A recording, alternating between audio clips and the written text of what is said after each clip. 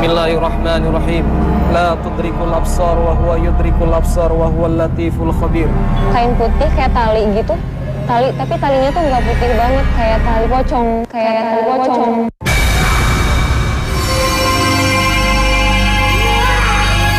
Izin bacanya baru kuat. Ya.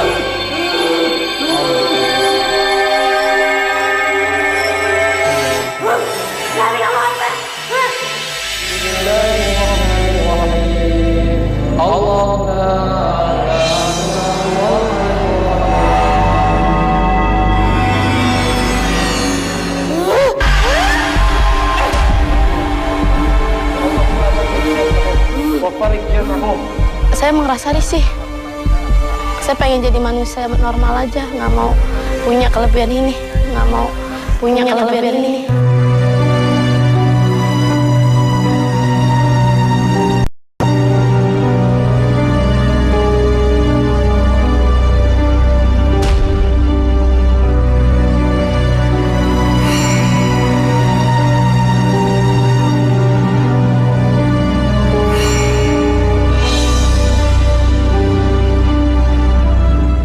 Bismillahirrahmanirrahim. Assalamualaikum warahmatullahi wabarakatuh.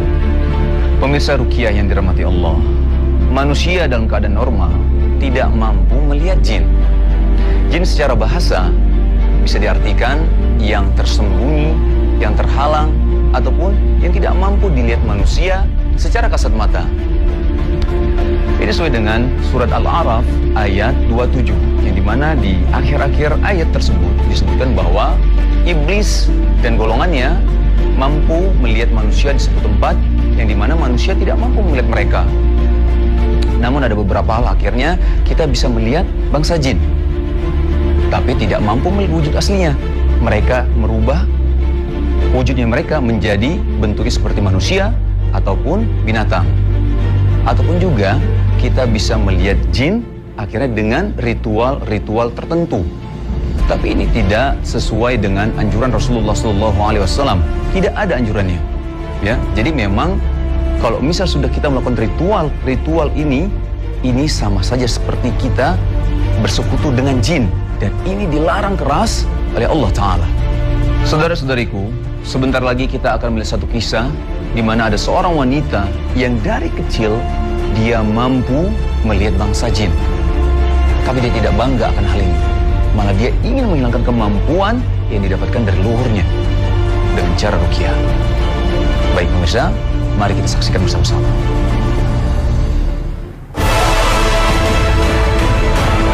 Assalamualaikum warahmatullahi wabarakatuh. Selamat malam pemirsa Ruqyah Trans 7. Semoga kita senantiasa dalam lindungan Allah Ta'ala. Malam ini, Ruqyah kembali hadir untuk berbagi kisah Ruqyah. Kisah pertama dimulai saat Ustadz Syuhada Hanafi menggelar terapi Ruqyah di sebuah masjid di kota Tangerang. Ruqyah, selain sebagai terapi, juga mengingatkan kita semua tentang keberadaan iblis beserta bala tentaranya. Iblis adalah salah satu makhluk dari golongan jin yang membangkang terhadap perintah Allah. Salah satunya ketika Allah Azza wa Jalla memerintahkannya bersujud kepada Adam.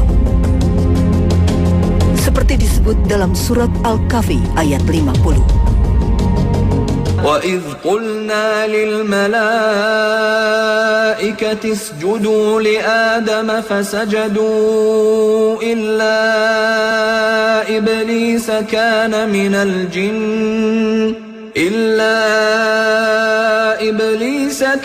مِنَ الْجِنِّ فَفَسَقَ عَنْ أَمْرِ رَبِّهِ. Ingatlah ketika kami berkata kepada para malaikat, sujudlah kalian kepada Adam. Maka semua pun bersujud, kecuali iblis. Dia dari golongan jin yang membangkang. Dari kalangan bangsa jin ini, tidak semuanya menjadi pengikut iblis. Di antara mereka ada yang beriman pada Allah dan Rasulullah Shallallahu Alaihi Wasallam. Sedangkan bangsa jin yang membangkang dijuluki juga dengan setan. Setan sesungguhnya adalah sifat untuk disematkan pada setiap makhluk yang membangkang, tidak taat, jahat, dan menyukai maksiat, termasuk dari kalangan manusia. Ada pula sekelompok manusia yang meminta bantuan terhadap bangsa jin, bahkan memeliharanya untuk memberikan perlindungan. Na'udzubillah min zalik. Sesungguhnya meminta pertolongan terhadap selain Allah adalah perbuatan syirik. Tak hanya diganjar dengan dosa besar, perbuatan syirik juga dapat merugikan bagi pelakunya hingga keturunannya. Seperti halnya yang dialami oleh wanita ini. Sejak kecil, hidupnya tidak tenang karena diganggu oleh jin keturunan. Leluhurnya kerap kali mengundang jin untuk memohon kesaktian. Imbasnya, wanita bernama Tijah ini sejak kecil selalu melihat penampakan makhluk-makhluk gaib berwujud macan, genderuwo, hingga kuntilanak.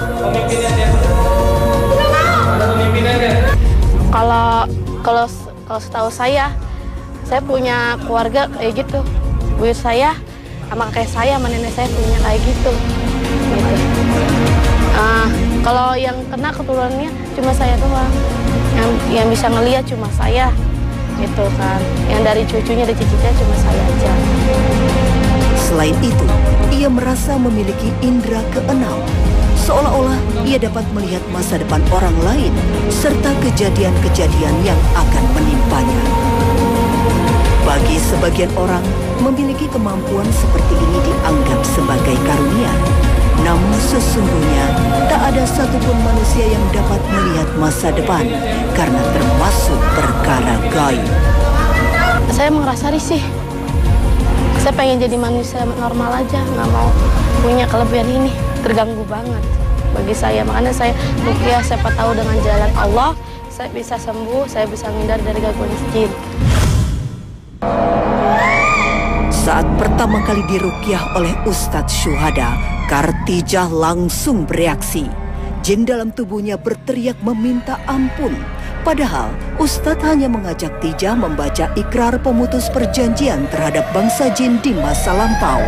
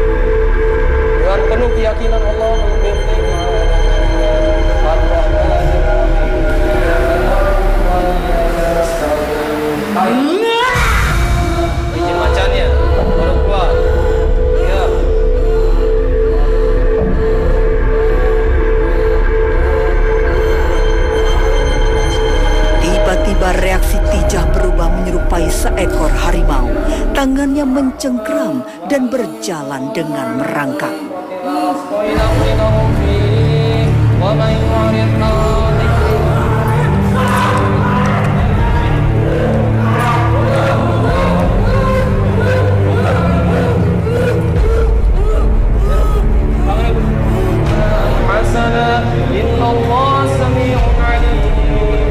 Besi saja. Ruqyah.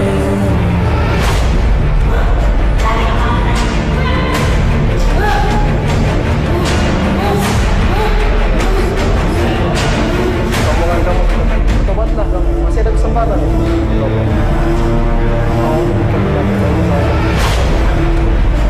Tegak, ayo berdiri tegak. Untuk berdiri saja nggak mampu kamu. Berdiri tegak, berdiri tegak, berdiri tegak, berdiri tegak, berdiri tegak kamu. Bu Tijah sendiri ya, ketika di Ruqyah dia memiliki khodam yang keluar itu jin harimau ya. Kenapa bisa seperti itu ya?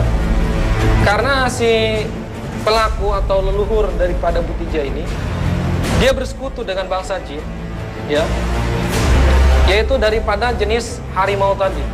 Dia ingin berwibawa ya, dia ingin mendapatkan kesaktian. Biasanya ini bangsa jin yang berjenis harimau itu.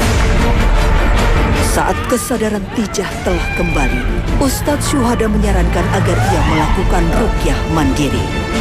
Namun, apa yang terjadi? Ia kembali mengamuk.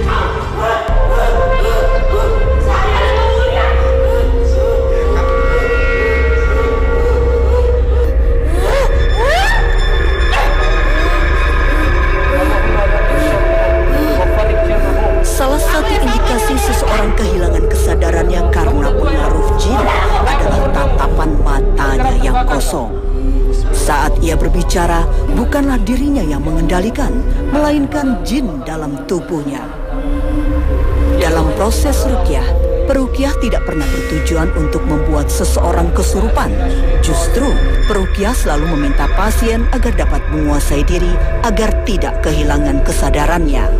Namun terkadang, jin yang mulai melemah dan terusik keberadaannya akan menunjukkan reaksi mengamuk seperti yang dialami Tijah ini.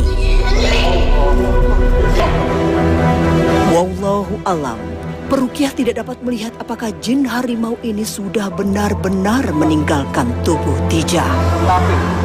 Untuk mengetahuinya, dapat dilakukan dengan teknik bersujud. Nah, ketika saat bersujud itu, bangsa jin itu begitu takutnya kepada Bani Adam yang merebahkan dirinya bersujud kepada Allah Subhanahu wa Ta'ala, sehingga kalau masih ada gangguan itu bisa ketahuan, ya, terdeteksi di situ. Kali ini, Tijah tertawa khas kuntilanak. Sepertinya yang muncul adalah jin yang berbeda dari sebelumnya. Yang terakhir itu kuntilanak ya, kuntilanak masuk ke dalam tubuhnya Bu Tijah. Ini ada kemungkinan ini jin hanya jin iseng ya, masuk ke dalam tubuhnya, atau dalam kata lain ketempelan ya, ketempelan masuk kemudian keluarnya juga begitu mudah. Ketimbang tadi jin turunan ya, agak lama kita melakukan proses terapinya ya, karena tadi sudah lama bersemayam ya di dalam tubuh seorang ya, itu bisa si jin itu suka.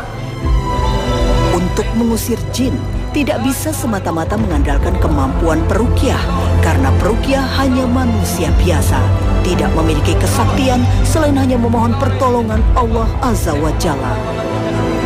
Untuk itu diperlukan pula niat dan tekad dari pasien untuk ikut berjuang melawan jin.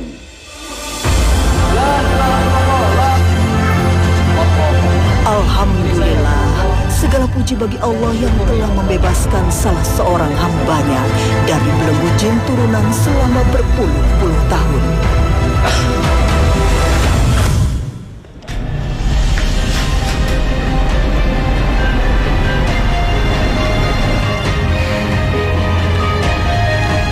Pemirsa Ruqyah yang dirahmati Allah, Allah Subhanahu wa Ta'ala menurunkan Al-Quran sebagai petunjuk untuk kita semua. Al-Quran merupakan nasihat, obat, dan apabila ayat-ayatnya dibacakan, itu bisa menjauhi diri kita dari gangguan para jin. Ada satu kisah dari salah satu sahabat, yaitu Ubay bin Ka'ab radhiyallahu anhu. Suatu itu beliau menangkap jin yang sedang mencuri kurma di kebunnya. Lalu Ubay bin Ka'ab berkata kepada jin tersebut, "Apa yang bisa kami lakukan untuk terhindar dari gangguan kalian, gangguan jin tersebut. Lalu jin tersebut mengatakan ayat kursi. Barang siapa yang membaca di sore hari, maka ia akan terlindung dari gangguan jin hingga pagi hari. Dan barang siapa yang membaca ayat kursi pada pagi hari, maka ia akan terlindung dari gangguan jin hingga sore hari. Lalu besoknya Ubay bin Ka'ab menceritakan ini kepada Rasulullah SAW. Lalu beliau SAW berkata, yang maknanya, si buruk itu berkata benar. Hadis riwayat Hakim Ibnu Hibban dengan sanad sahih. Saudara-saudariku, pemirsa Ruqyah yang dirahmati Allah, sebentar lagi kita akan melihat satu kisah bagaimana kita bisa sembuh dari gangguan jin yang berupa santet. Baik pemirsa, mari kita lihat bersama-sama.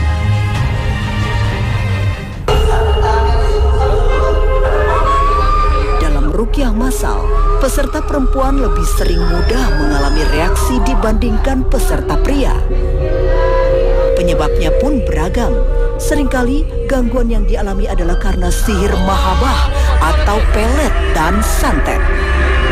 Salah satu peserta bernama Neni ini menangis histeris di tengah-tengah pelatihan ruqyah yang digelar Ustadz Syuhada di Tangerang. Ia adalah pasien Ustadz Syuhada yang sudah beberapa kali diruqyah. Kalau dari awalnya dampaknya sih belum kerasa ya. Kalau pas udah setelah 2 tahun itu baru ketahuan mungkin nggak secara fisik ya, secara apa ya, kehidupannya aja. Jadi kayak misalkan kayak jodoh gitu. Ada yang udah dekat mau serius tapi akhirnya putus, nggak jadi ke jenjang yang lebih. Kejanggalan lainnya adalah Neni seringkali mengalami mimpi buruk, yakni bertemu dengan 2 lelaki yang mengatakan bahwa ia telah menikahi seekor kuda. Mimpi adalah salah satu sarana bagi jin untuk memasuki jiwa manusia melalui alam bawah sadar. Untuk melawan jin yang mengganggu dalam mimpi, ada beberapa tips yang dapat dilakukan sebelum tidur yang dapat Anda ikuti di akhir acara nanti. Sejak awal tahun 2015, Neni sudah menjalani terapi ruqyah syariah, tapi belum ada perubahan dalam diri Neni. Diduga adanya buhul atau ikatan gaib yang ditanamkan oleh pelaku sihir dalam nash atau jiwa Neni. Untuk cara terapi daripada orang-orang yang memiliki gangguan jin turunan, yaitu orang tersebut yang pertama dianjurkan untuk bertobat kepada Allah. Ya, dia melakukan taubat dan nasuha. Kalau malam sudah tidur, Teknik istilham atau memohon petunjuk dari Allah dilakukan dengan cara mengajak pasien untuk memohon sendiri pertolongan dan petunjuk dari Allah Subhanahu wa Ta'ala agar mampu menarik sendiri seluruh buhul yang ada dalam tubuhnya. Dengan memahami teknik istilham ini, diharapkan ketika melakukan ruqyah mandiri, seseorang dapat menangani sendiri gangguan yang dirasakannya tanpa menggantungkan kepada seorang peruqyah. Selama meruqyah, peruqyah membaca doa perlindungan yang bersumber dari hadis-hadis sahih agar terhindar dari serangan sihir. Saat menarik buhul, pasien dapat membaca ayat-ayat Al-Quran seperti An-Nur atau Al-Falaq. Dalam surah An-Nur mengandung makna memohon cahaya Allah yang sangat terang agar Neni dapat melihat buhul yang terikat pada tubuhnya. Diikat apa? Pakai kain. Kaki kanan kamu diikat pakai kain. Sekarang kamu ambil kainnya itu sambil membaca surah Al-Falaq. Dicabut kainnya. Kain putih kayak tali gitu, tapi talinya tuh nggak putih banget, kayak kotor gitu, kayak tali pocong, kelihatannya kayak tali pocong gitu, tapi susah banget ditarik gitu, kayak nalinya tali mati gitu. Qul a'udzu birabbil falaq min syarri ma khalaq. Innallaha sayubtilu. Untuk mengangkat bulbul sihir ya Allah ya. Bismillahirrahmanirrahim. Agar tarik terus, tarik Allahu Akbar, tarik terus. Maha suci Allah atas kuasanya, tak ada sesuatu hal yang mustahil. Neni pun berhasil melepas ikatan di lututnya. Sudah bersih tapi? Sudah? Oke, sudah bersih, ucapkan alhamdulillah. Oke, dilihat sekarang di badan kamu ada. Sambil baca ya Allah ya Nur ya Latif, mulai. Badan kamu diperiksa. Ada kuda. Badan kamu kayak kuda. Wujud kuda seperti yang selalu ditampakkan jin di hadapan pria yang ingin menikahinya pun terlihat oleh Kudanya kamu Neni. ambil. Ya, kamu keluarkan dari tubuh kamu sambil baca surat Al-Falaq, mulai.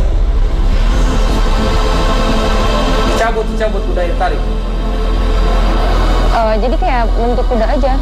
Jadi kayak bentuk kuda putih dan airnya bisa keluar lewat Pak Ustadz tadi itu hal itu. Dengan terapi ruqyah syariah mandiri secara rutin, insya Allah Neni dan siapapun yang mengalami gangguan sihir yang sama segera terbebas dari belenggu sihir. Semoga Allah Ta'ala melindunginya dan memberinya jodoh yang terbaik. Amin ya Robbal Alamin. Ya Rahmanir-Rahim. Pemirsa ruqyah yang dirahmati oleh Allah Subhanahu wa taala. Sebelum kita tidur, alangkah baiknya kita bentengi diri kita dengan ayat-ayat ruqyah, dengan ruqyah mandiri seperti halnya yang telah dicontohkan oleh Rasulullah SAW. Beliau menggabungkan kedua telapak tangannya, kemudian membaca surat Al-Fatihah, Al-Ikhlas, Al-Falaq, An-Nas dan ayat kursi. Di setiap surat beliau tiupkan ke seluruh telapak tangannya, kemudian mengusapkannya ke seluruh tubuhnya. Itu berfungsi untuk menghindari, menjaga tubuh kita dari serangan-serangan bangsa jin.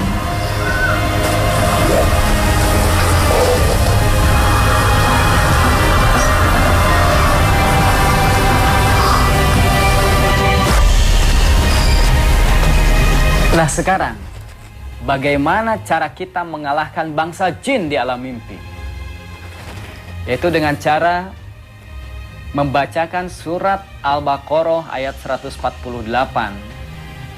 Aina matakunu yatribikumullahu jami'a.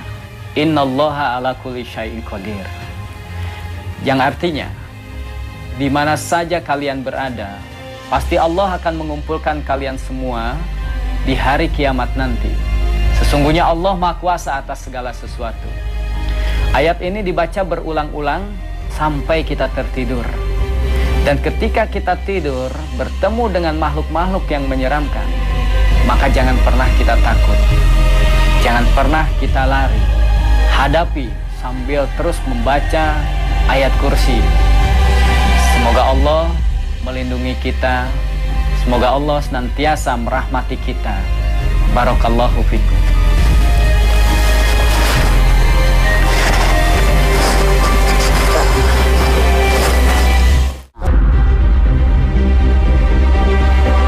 Pemirsa Trans 7, ruqyah bukanlah pengobatan alternatif. Ruqyah adalah metode pengobatan Rasulullah Shallallahu Alaihi Wasallam dalam menyembuhkan penyakit-penyakit baik medis maupun non-medis. Ruqyah syariah adalah ruqyah yang sesuai dengan ajaran Islam dan tuntunan Rasulullah. Ruqyah yang di dalamnya tidak mengandung sedikit pun unsur-unsur kesyirikan. Terima kasih atas perhatian Anda. Wabillahi taufik wal hidayah. Wassalamualaikum warahmatullahi wabarakatuh.